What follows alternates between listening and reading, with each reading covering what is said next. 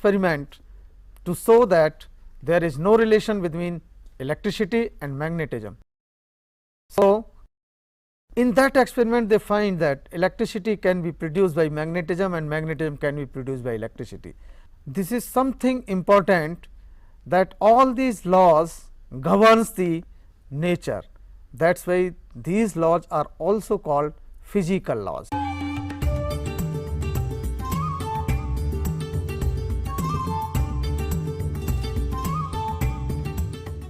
Today I have to share something regarding the fundamental forces in nature, and it is the experience of everyone that in one way or the other he has encounter with the force in nature.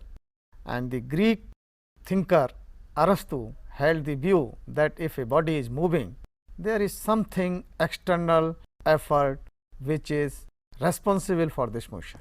So, the cause of every movement and the cause of every change in the nature is due to force. And here, to understand the force, we can divide the forces in two parts. Some are basic forces which exist in nature and some are the derived force. When we talk about the derived forces, we are talking about the force of friction, we are talking about the van der Waals forces, we are talking about the spring forces. But there are some forces which are independent, and there are the basic laws of these forces which exist in nature. The origin of these forces, derived forces, is in nature, which are described in very brief. Now, we talk about the very basic force in nature, that is the gravitational force. And all of you are familiar about the gravitational force, because things falls down due to gravitational force, thing cannot escape due to the gravitational force. The gravitational force is the force of mutual attraction between any two mass objects, by virtue of which the force which is making the things very stable, that is the gravitational force, and it is universal force. Every object in the universe experiences this force due to another mass objects. This is the force which governs the motion of moons, planets, stars, galaxy, etc. And it plays a very key role in the large scale phenomena of the universe, such as the formation of galaxy, the evolution of star, and some other galactic events.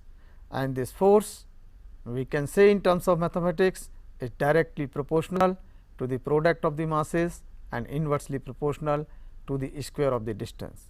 To make the equivalence, here we can use a constant which is known as gravitational constant, and value of this gravitational constant is 6.67 into 10 raised to the power minus 11 Newton meter square per kilogram square, and it is universally constant.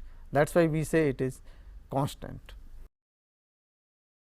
We can talk about another force which is also equally important, that is the electromagnetic force, and this is the force of attraction between charged particle, and it also repels the charged particles. If charged particles are like charged particle, then it is the force of repulsion.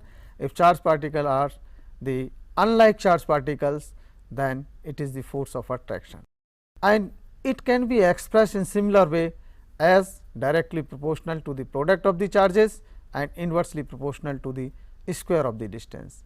And again here for equivalence we use electrostatic constant, that is K, and its value is 9 into 10 raised to the power 9 Newton meter square per coulomb square, where coulomb is the unit of charge. And there is very important force which is known as the interaction between electricity and magnetism. When two charged particles are moving, they also produces magnetic field as well as electric field, and force between them is mu naught upon 4 pi q1 q2 V1 V2 upon r square. So, it is directly proportional to the product of charges and also the product of their velocity, and this is a very fundamental force which exists in nature. This electromagnetic force can be the force of attraction and force of the repulsion depending upon the nature of charges. Here very important phenomena is that the Faraday tried to make relationship between electricity and magnetism. That is why he has given the name that electromagnetic force. So, electricity can be produced with the help of magnet, and magnetism can be produced with the help of electricity, and that is why it is a very interesting phenomena. And one more important force is, that is nuclear force. You know that nucleus is the central core of the atom, and the elementary particles are present in the nucleus called nucleons. They attract each other, and this is the force of attraction. It is independent of charge and independent of mass also, but it depends upon the spin of the elementary particles. This force between the nucleons is called nuclear force, and it is very strong force, but short range force. If this range increases, this force disappears. So, this is the force which is the strength of the atom, and you know that everything is made up of atoms. That is why this force is very important, and it is very much natural.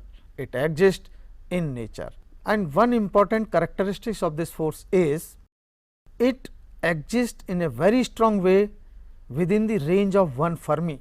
1 Fermi is the distance which is equal to 10 raised to the power minus 15 meter, and this attraction becomes very useful and very negotiable at the distance of 0.4 Fermi. In fact, there are the forces which are directed towards the center of the objects, and these are called force of central nature, and there are certain forces which are non-central in nature. And one thing here that is very important towards the unification of the forces. Here we have talked about the gravitational force, we have talked about the electric force, we have talked about the electromagnetic force, and in all the mathematical relations you have seen that these are the forces which are directly proportional to the product of their identities like masses, charges, velocity, and similarly it is inversely proportional to the square of the distance. So, here you can see the symmetry of the forces in nature. All the forces have symmetry, they are inversely proportional to the square of the distance and directly proportional to the product of their characteristic identities. So, this is something which is about the unification of the forces. Earlier it was the belief that electric force has no relation with the magnetism, magnetism has no relation with the gravitation, gravitation has no relation with the electric forces, but now we are towards the unification of the forces in nature. And there is very important discovery of Oersted and Faraday when they are doing one experiment to show that there is no relation between electricity and magnetism. So, in that experiment they find that electricity can be produced by magnetism and magnetism can be produced by electricity. This is something important, that all these laws governs the nature. That is why these laws are also called physical laws, and their relationship is very important to know. If any physical phenomena governed by the different forces, several quantities may change with time. And there is one thing which is very much important and remarkable, that all these forces are based on the conservation law, which we have already talked in our first discussion. Conservation laws have a deep concentration with symmetries of nature.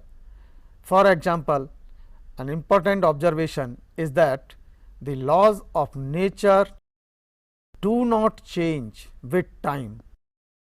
It can be experimented, and these experimented performed will tell their conclusion. If we are doing some experiment in the laboratory and we are repeating it, then the same object, the name objects under identical condition, the results are bound to be the same.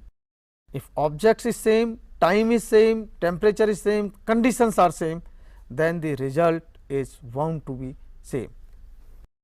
It also happens in the nature. If something is changing in the nature, it means there is some cause, there is some physical law related to the nature and bringing that cause. Here we can talk about the gravitational force again, and there is the acceleration due to gravity, but this value of acceleration due to gravity may be different for different planets, but law is the same, that is the law of universal law of gravitation. So, here we have talked about some fundamental forces in nature and the physical laws related to the nature and the symmetries of the nature and unification of the forces. When we talk in next discussion, we will take certain observations, and for the observation we need measurements, and when we need measurement, in the process of measurement there may be some errors. So, in next discussion we will discuss about the measurement, errors, accuracy and precision.